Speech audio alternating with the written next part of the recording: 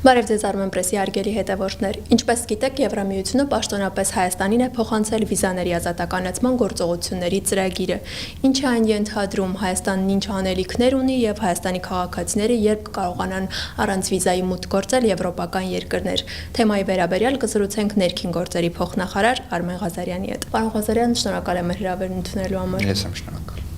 Պարոն Ղազարյան, Հայաստանին փոխանցված գործողությունների ծրագիրը ենթադրում է մի շարք միջոցառումների, բարեփոխումների իրականացում։ Կխնդրեմ առանձնացնել ամենակարևոր ուղղությունները։ Գիտենք, որ կենսաչափական անձնագրերի ներդրումը Հայաստան-Եվրամիություն վիզաների ազատականացման երկխոսության կարևորագույն բաղադրիչներից է։ Այլ ինչ հիմնական անելիքներ ունի Հայաստանը, ինչ պարտավորություններ է ստանձնում։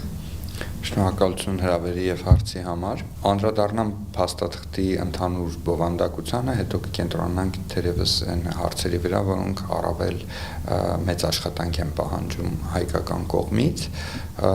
Փաստաթուղթը բաղկացած է 4 հիմնական խումբ հարցերից։ Առաջինը հենց ձեր նշած փաստաթղթերի անվտանգությունն է, կենսաչափական փաստաթղթերի անվտանգությունը եւ տվյալների անվտանգությունը։ Միայն չենք սահմանափակվում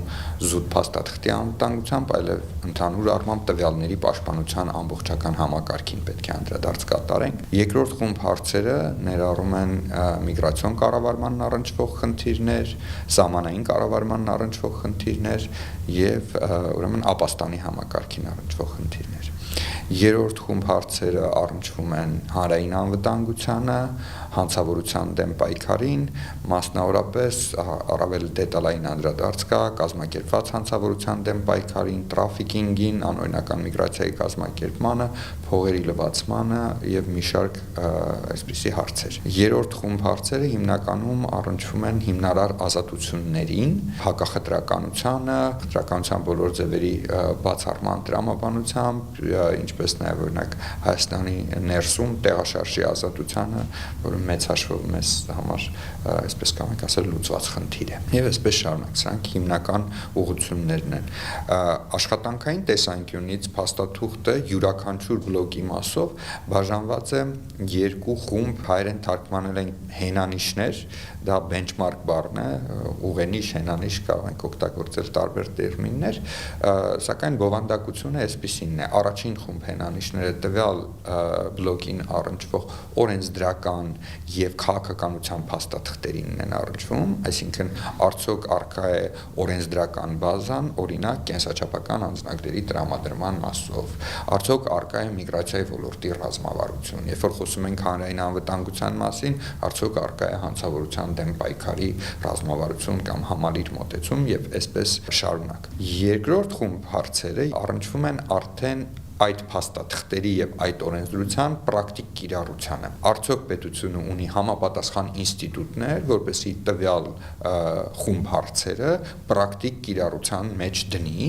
եւ արդյոք այդ ինստիտուտները ունեն բավարար կարողունակություններ, ֆինանսավորում, բավարար կրթության մակարդակ, բավարար ուղղորդիչ ուրեմն կանոններ իրենց համար, որպեսզի կարողանան իմպլեմենտացնել վերնշված ուրեմն քաղաքականության ուղղությունները կամ օրենսդրությունը։ Եթե անդրադառնանք առավել մեծ ջանքեր պահանջող հարցերին, այո, շատ էական եւ շատ կարեւոր ուրեմն ծրագիր է այս մասով կենսաչափական համակարգի ներդրումը,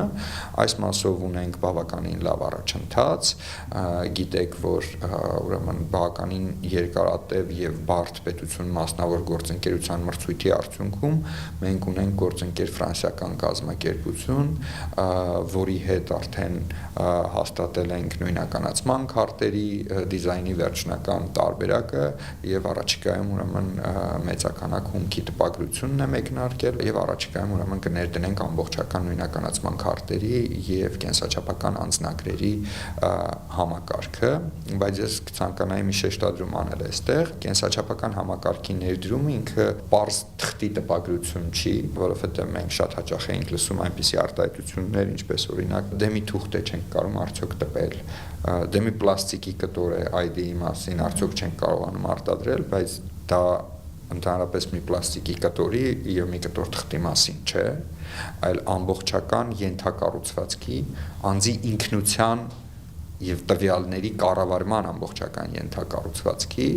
եւ անձի նույնացման մասին է, սա շատ էական է եւ պետությունը պետք է ունենա տվյալների պաշտպանության եւ անձի ինքնության պաշտպանության ամբողջական ենթակառուցված։ Հիմա մենք ինչ ներդնում ենք, մենք ներդնում ենք ոչ թե պարզապես թղթի տպագրություն, ոչ թե պարզապես պլաստիկի տպագրություն, այլ ներդնում ենք հենց այդ ամբողջ անձի ինքնության կառավարման ենթակառուցվածքը։ Եվ երկրորդ շատ այսպես էլի աշխատատար եւ կարեւոր ուղղությունը նաեւ սահմանների համալիր կառավարման հարցն է, սահմանների համալիր կառավարման ռազմավարությունը, որը ժամանակին ընդունված է եղել, բայց ուրեմն ներկայումս այն պետք է վերանայվի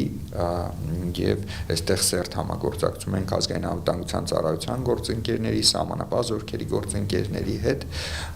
որովհետեւ սա շատ կարեւոր ուղղություն է Հայաստանի համար եւ սահմանների համալիր կառավարումն էլ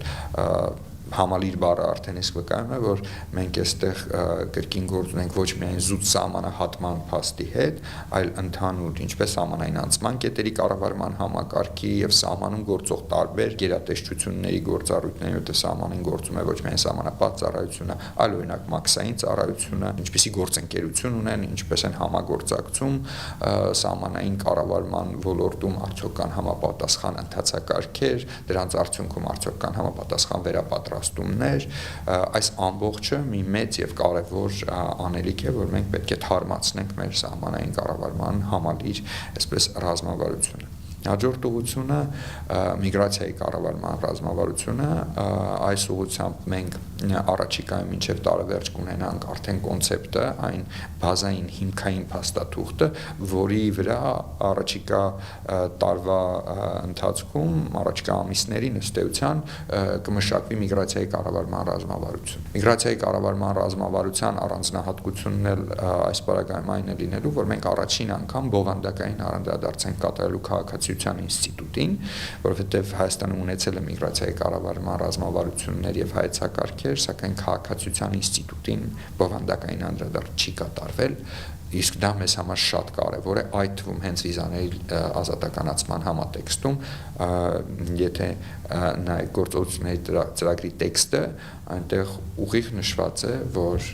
Հայաստանը պետք է անդրադարձ կատարի քաղաքացիության ինստիտուտին, նաև քաղաքացիության ինստիտուտի միջոցով գեներացվող միգրացիոն ռիսկերի կառավարմանը։ Հարցեր ինչպիսիք են օրինակ քաղաքացիության դիմելուց առաջ ռեզիդենտության սահմանաչափը, լեզվի իմացության եւ մի շարք այսպիսի հարցեր, որոնց պետք է անդրադարձ կատարենք։ Հանրային անվտանգության բլոկում էլ կարող եմ նշել հանցավորության դեմ պայքարի ռազմավարությունը, որի շուրջ ներքին գործերի նախարարությունը մեծ ջանքեր է գործադրում եւ առաջիկայում կունենանք նաեւ հանցավորության դեմ պայքարի ռազմավարության նախագիծը, որը կներկայացվի ուրեմն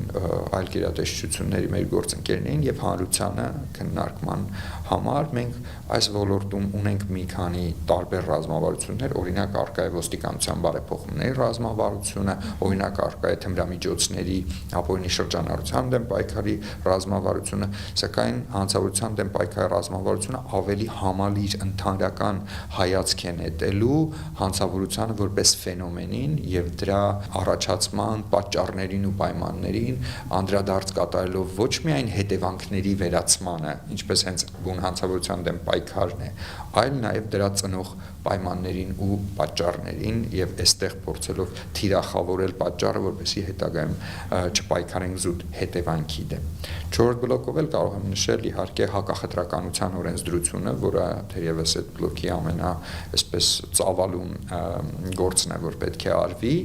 Այստեղ աշխատում են արդարադատության նախարարության մեր գործընկերները եւ արդեն նախագիծը ուրեմն խտրականության դեմ պայքարի օրենսդրության նախագիծը ներկայացրել են վարչապետի աշխատակազմ, ըստ այդմ առաջիկայում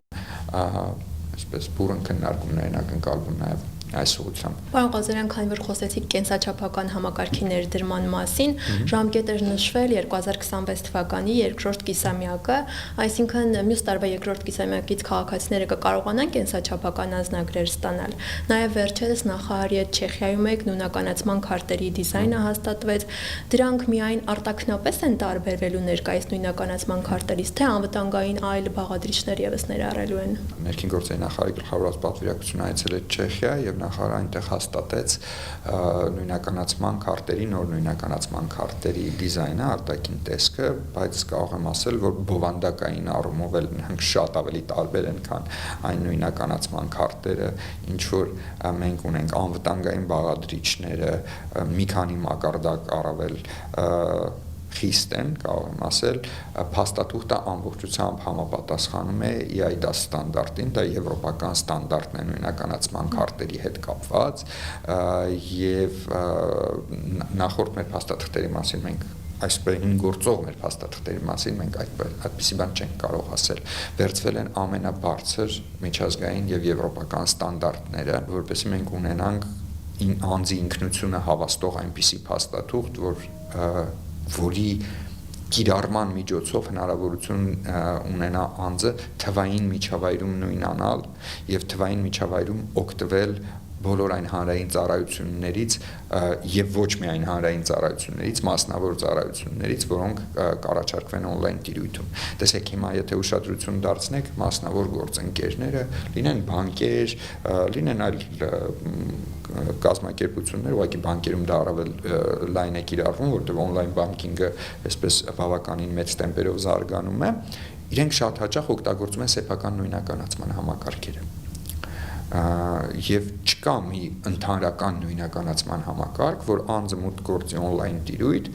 ասի ես եմ եւ դրանից հետո կարողանա օգտվել այս կամ այն ծառայությունից։ Հիմա մեր on-line նույնականացման պորտալը պետական եւս կոչվում է ես եմ։ Հենց այդ տրամաբանությամբ, որ անձը on-line տիրույթում հավաստում է իր ինքնությունը, բայց այդ հավաստման համար անհրաժեշտ է, այսպես ասած, պետական վալիդացիա։ Պետական կնիք on-line տիրույթում, եթե ցանկանաք, այսպես փորձենք ձևակերպել։ Դա կարող ենք արդեն մենք իրականացնել նոր նույնականացման համակարգի միջոցով, նույնականացման քարտերի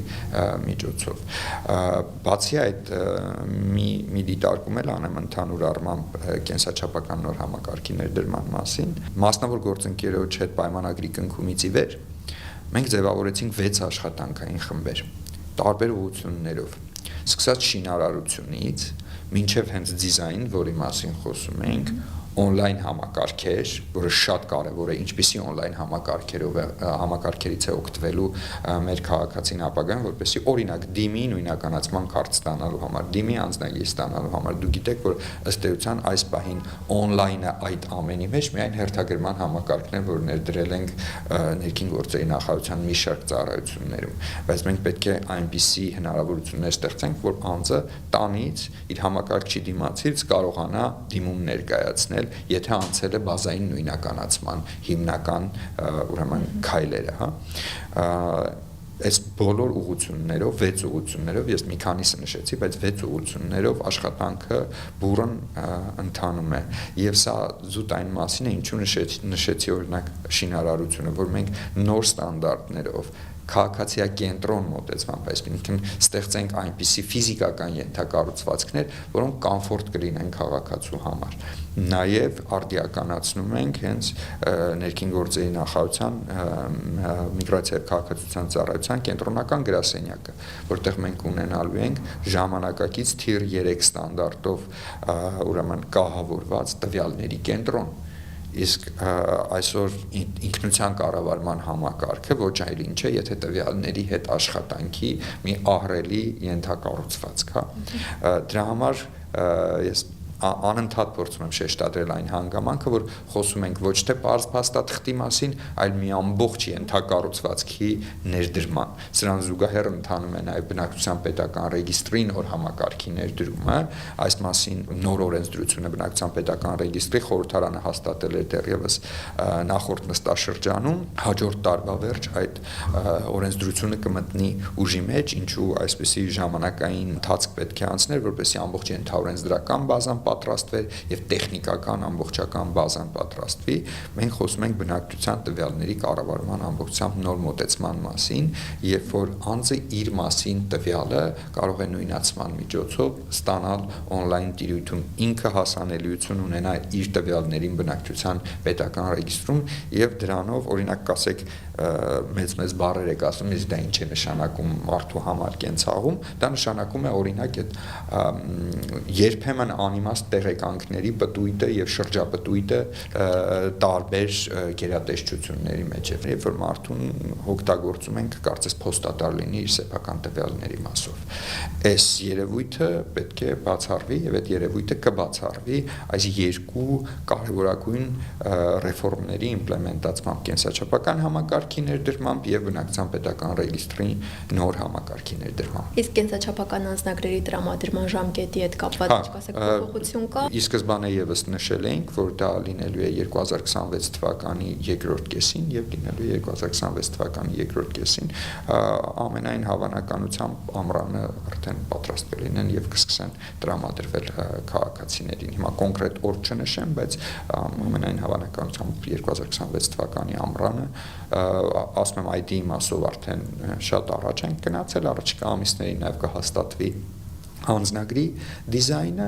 որից հետո կշարժվենք առաջ։ Վերադառնալով գործողությունների ծրագրի փաստաթղթին, այս առումով Եվրամիության եւ Հայաստանի նպատակները, անելիքները ամբողջությամբ համապատասխանում են, Հայաստանը, այսպես ասած, ոչ մի առարկություն չունի որևէ դրույթի հետ կապված, ընդունելի են բոլորը։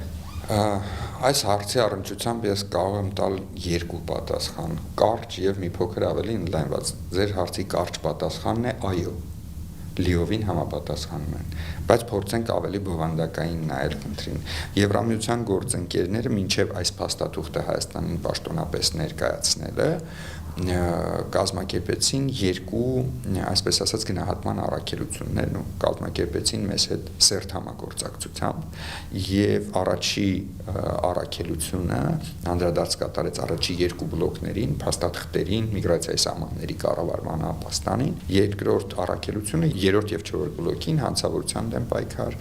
ուրեմն հանրային անվտանգություն եւ հիմնարար ազատություններ, այսինքն մենք մինչև այս փաստաթղթի արտադրությունը, այսպես ասած, Եվրամիության կողմից սերտորեն համագործակցել ենք եւ բազում կետերի շուրջ ներկայացրել ենք մեր դիտարկումները։ Այսինքն բանակցված փաստաթուղթ։ Չէի կարող անվանել դա բանակցություն, որովհետեւ պաշտոնապես դա բանակցություն չէր այդ փուլում, դա փորձագիտական խորհրդակցություններ էին, ու եթե այդ զրույցները անվանենք բանակցություն, կարող ենք նաեւ բանակցություն անվանել, բայց փորձագիտական շատ խորքային աշխատանք է կատարվել եւ Եվրամիության փորձագետները լսել են մեր կողմի դիտարկումները։ Բանակցության մասով կարող եմ նշել այն մեծ աշխատանքը, որ իրականացվել է մինչև գործողությունների ծրագրի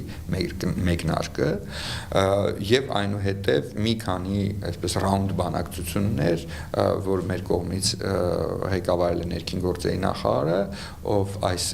թեմայով Հայաստանի գլխավոր բանակցողն է եւ Եվրամիության կողմից ներքին գործերի եւ միգրացիայի գլխավոր տնօրինության փոխտնօրեն պարոն Լուխները, որն էլ Եվրամիության կողմից հիմնական բանակցողն է այս թեմայի առնչությամբ, բայց մի շեշտադրում անը։ Մենք այս բարեփոխումները, որոնք նշված են վիզաների ազատականացման գործողությունների ծրագրում, պետք է իրականացնենք անկախ այն հանգամանքից կլիներ գործողությունների ծրագիրը կամ կլիներ վիզաների ազատականացումը, թե ոչ։ Կառավարության մեջ այս թեմաները քննարկվել են տարիներ շարունակ եւ այս ուղղությունները քննարկվել են տարիներ շարունակ, որովհետեւ սա պարզապես Եվրամիության պահանջը կամ չգիտեմ խնդրանքը կամ դիմումը չէ, սա մեր ցանկությունն է իրականացնել այս բարեփոխումները, ինչու, որովհետեւ ժամանակակից մարտահրավերների պայմաններում արդիականության մեջ այն միգրացիոն շարժերը, որ մենք տեսնում ենք, այն ինքնության կառավարման հետ կապված խնդիրները, որ մենք տեսնում ենք, հանրային անվտանգությանն առնչվող խնդիրները, որ մենք տեսնում ենք, մենք արդեն իսկ ուրվագծել էինք դրանց լուծման ուղղությունները կամ առնվազն դրանց առնչությամբ մեր ռազմավարական մոտեցումները։ Եվրամիությունը կարծես հավաքագրած լինի այդ ամեն ինչը մեկ փաստաթղթում եւ մի քանի հավելյալ դրույթներ առաջադրած լինի, որոնք քննարկվել են հայկական կողմի հետ եւ ուրեմն այսպես կոնսենսուսային որոշակի լուծումներով զետեղվել են գործողությունների ծրագրում։ Կարող եմ ասել, որ գործողությունների ծրագիրը մեր ռազմավարական մոտեցումների ամբողջացումն ու ճանապարհային քարտեզը կարծես լինի, թե փաստաթղթերի անվտանգության, թե միգրացիայի կառավարման, թե մնացած այլ ոլորտներում։ Պարոն Ղազարյան, իսկ նախնական գնահատականներ կան Հայաստանը երբ կարողանա ավարտին հասցնել գործողությունների ծրագիրը, այսինքն ամբողջությամբ իրականացնել բոլոր դրույթները եւ դրան ինչ պիտի հետեւի։ Ես ժամկետայնություն չեմ նշի կոնկրետ տարիների, օրերի եւ ամիսների մասով, որովհետեւ դա ճիշտ էլ չի լինի։ Այս փաստաթուղթը, որպես մենք ամբողջությամբ արդիականացնենք մի շարք ոլորտներում, թե մեր օրենսդրությունը, թե մեր ենթակառուցվածքները, ուղղակի կարող եմ հավաստիացնել, որ կառավարությունը ամենայն ջանքներ դնում է այդ օրը հնարավորինս շուտ տեսնելու համար, նույնիսկ մինչև գործողությունների ծրագիրը ստանալը արդեն այդ խոսակցությունների ու քննարկումների ընթացքում մենք արդեն իսկ մեկնարկել ենք մի շարք ուղղություններով քայլեր, մենք սկսել ենք թվայնացումներ եւ տվյալների կառավարման համակարգերի բարելավում, քաղաքացիության ոլորտում, կացության կարգավիճակների տրամադրման եւ մի շարք այլ ոլորտներում հանրային անվտանգության մասով գիտեք ոստիկանությունում ընթանում են լայնածավալ բարեփոխումներ 4 հենասյունային ուղղություններն են ձևավորվել ոստիկանության բարեկային ծառայության արդիականացումը անցած տարի համայնքային եւ քրեական ոստիկանության ձևավորումը իսկ այս տարի արդեն նաեւ ոստիկանության գվարդիայի ուրեմն ձևավորումը սա իրավապահ համակարգի շատ կարեւոր էական բարեփոխում է որը օրինակ նշված է արդեն երրորդ բլոկում հանրային անվտանգության բլոկում եւ այս ինստիտուտների ձևավորումն է մասնավորապես քրեական ոստիկանության ձևավորումն է, որ պետք է նպաստի այստեղ դրված մեր թիրախներին հասնելու համար։ Ըստ այդմ օր չեմ նշի, բայց կնշեմ, որ ամենայն ջանք գործադրում ենք, որ այդ օրը հնարավորինս շուտ լինի։ Իսկ ինչ վերաբերվում է, թե ինչով դա պետք է ավարտվի։ Երկու դիտարկում անեմ, թե ինչով դա պետք է ավարտվի։ Առաջինը դա ավարտվելու է Եվրոպական միության խորհրդի որոշմամբ։ Այսինքն եթե զուտ իրավականորեն նայենք, դա Եվրոպական միության խորհրդի որոշում է Եվրամիության, այսպես ասած, վիզաների կոդի մեջ, որտեղ առանց վիզայի այցելության երկրների ցանկում ուղղակի զետեղվում է նաև Հայաստանի անունը։ Իսկ ինչպես ենք հասնում այդ որոշմանը, Այստեղ Եվրամիության փորձը եւ այն երկրների փորձը, ովքեր անցել են վիզաների ազատականացում, ցույց է տալիս, որ Եվրամիությունը մշտապես պահանջում է միաձայնություն, որովհետեւ եթե ֆորմալ առումով վերցնենք այդտեղ որոշումը կարող է կայացվել 2/3-ով, բայց չի եղել գեթ 1 դեպք, երբ Եվրամիությունը վիզաների ազատականացում տրամադրի որևէ երկրի առանց միաձայնության Այսինքն միշտ Եվրամիության անդամ բոլոր պետությունները պետք է կողմ արտահայտված լինեն այդ որոշմանը, որպեսզի ուրեմն այդ որոշումը կայացվի, չեմ կարծում, թե այս դեպքը բացառություն է լինելու։ Այսինքն ավարտվելու է այդ որոշման այդ ֆորմատով կայացմամբ։ Այսինքն կա հավանականություն, որ Հայաստանը կարող է իրագործել բոլոր դրույթները, բայց որոշումը օրինակ չկայացվի։ Ես չեմ կարծում, որ բոլոր դրույթների իրականացման պարագայում եւ համապատասխան աշխատանքի կատարման պարագայում փաստարկների ներկայացմամբ մենք կարող ենք նման իրավիճակ ունենանք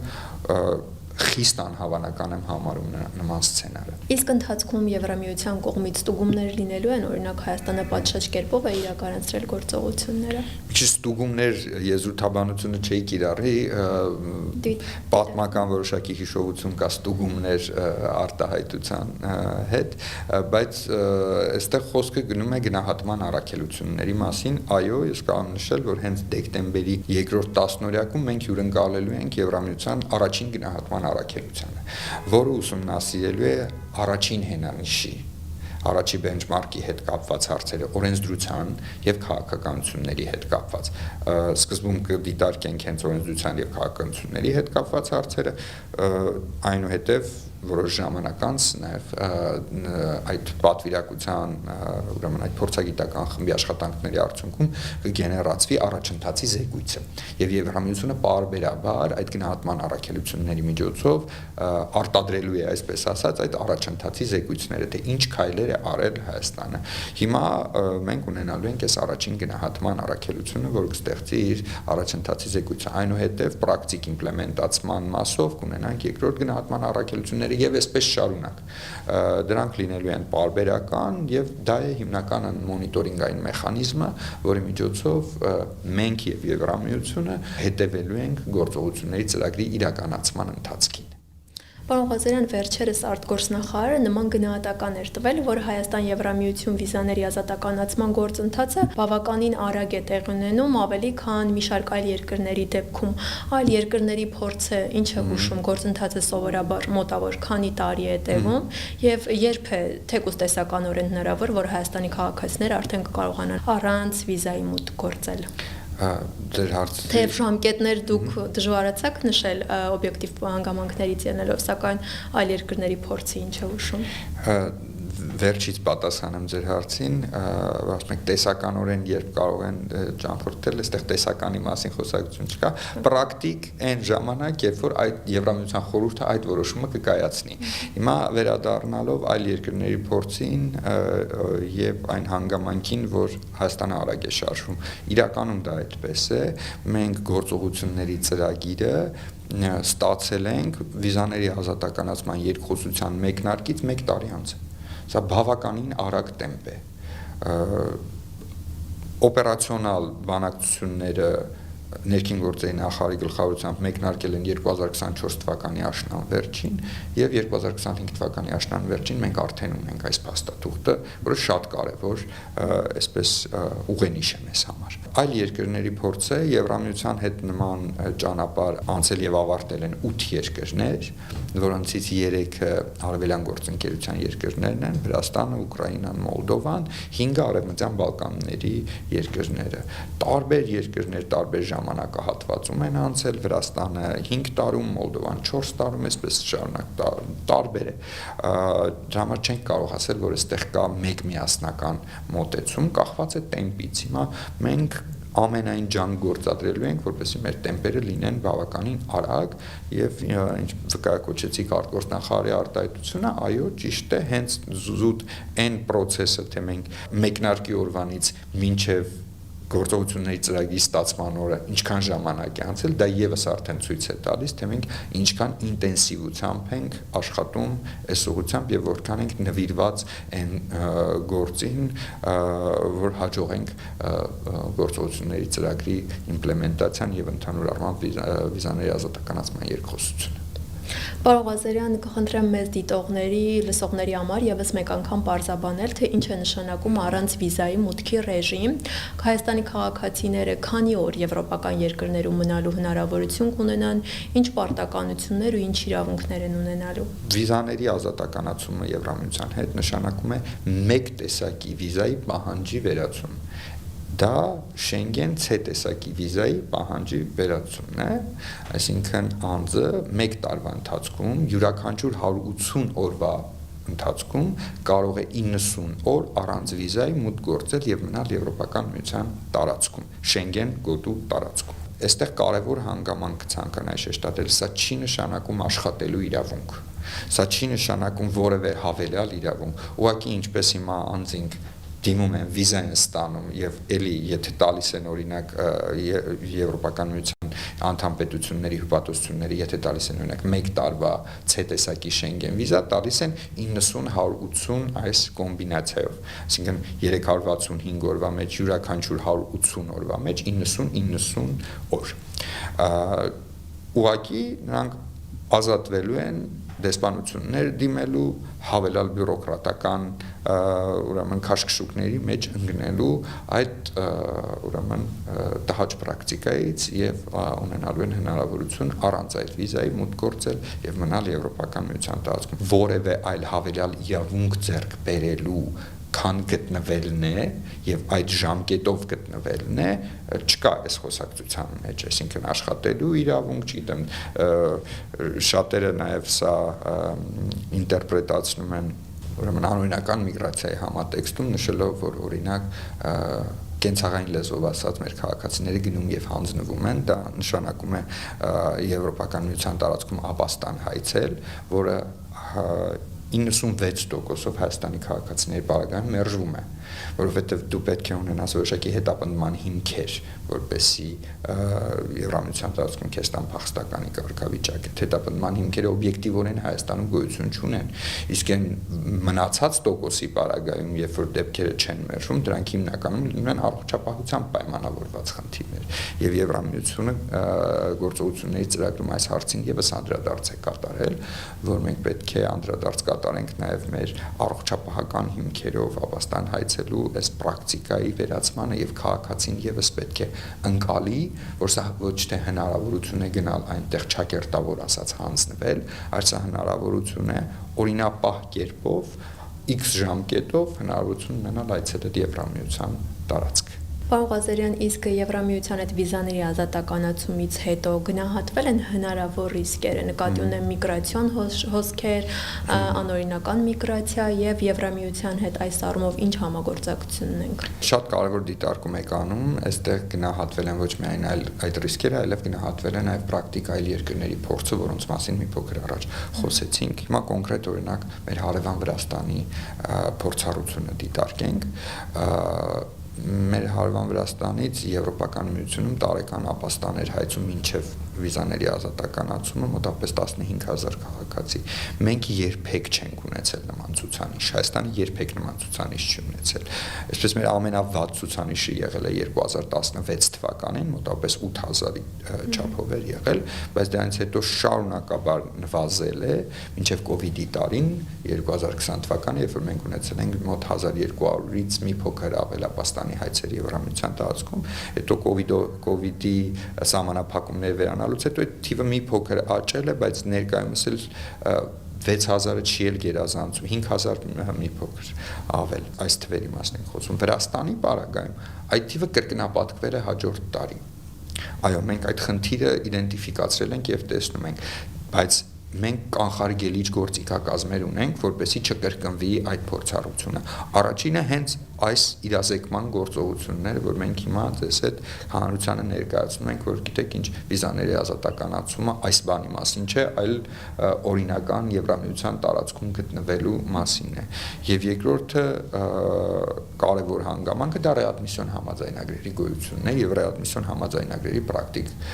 կիրառությունը։ Ինչ է նշանակում ռեադմիսիոն համաձայնագրի պրակտիկ կիրառություն, երբ որ Եվրոպական միության տարածքում անձը գտնվում է անօրինական, իսկ եթե նա ապաստանի դիմում է ներկայացրել եւ մերժվել է, այդ պահից սկսած անձը դառնում է անօրինական միգրանտ Եվրամիության տարածքում, նա ենթակա է վերադարձման իր ծագման երկիր։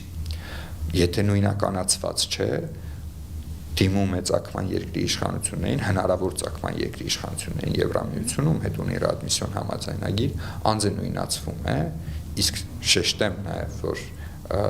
մեր կարողությունների զարգացման պայմանավորված մենք նույնացումները կատարելու ենք եւ կատարում ենք շատ արագ եւ շատ արդյունավետ։ Եվրամիության ռեադմիսիոն դիմումների պարագայում մենք 90%-ից ավել